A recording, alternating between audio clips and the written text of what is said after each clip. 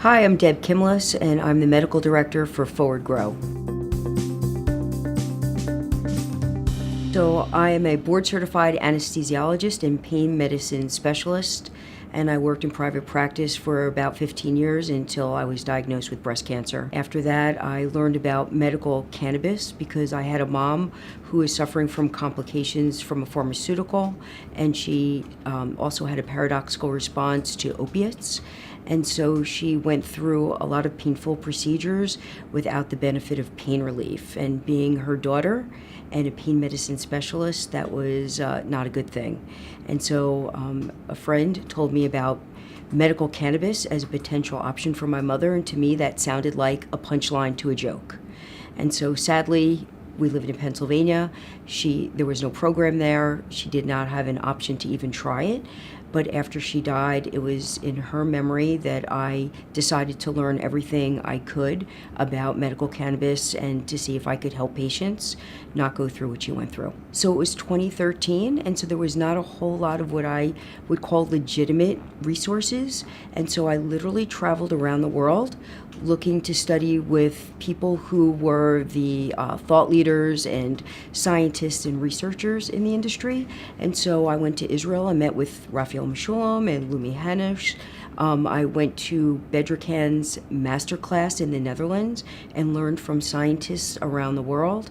I even went to Amsterdam to learn about cultivation and lighting and planting and everything that has to do with cannabis. I always recommend to physicians who ask me, should they or should they not register to become a medical cannabis recommender, I always recommend them to get educated first, to really understand and embrace the idea that we have an endocannabinoid system, no differently than any other biologic system.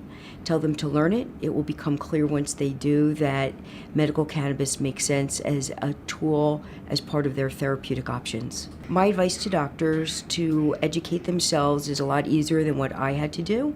So there are a lot of online platforms that are robust and smart, and you could do it in cover of darkness at night in your pajamas.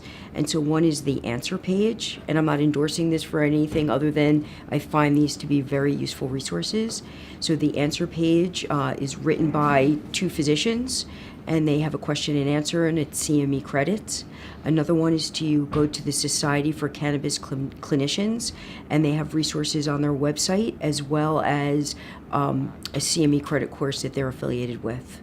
So the pieces of the CME platform that needs to be built out first is the basics of the endocannabinoid system and how it works as a physiologic system in the human body, and have doctors understand that and then understand the pharmacology of cannabis, and then how the phytocannabinoids interact with our endocannabinoid system. So my hope for the future of CME for cannabis is that it becomes destigmatized and legitimized by being presented in traditional platforms.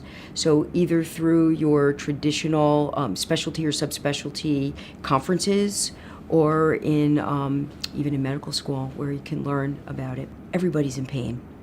The whole world is in pain, and sadly there aren't a tremendous number of options that patients have other than the traditional either over-the-counter medicines or the prescription opiates. And to have cannabis as an alternative, as either an augmenting to reduce or replace, is a wonderful option with certainly less side effects.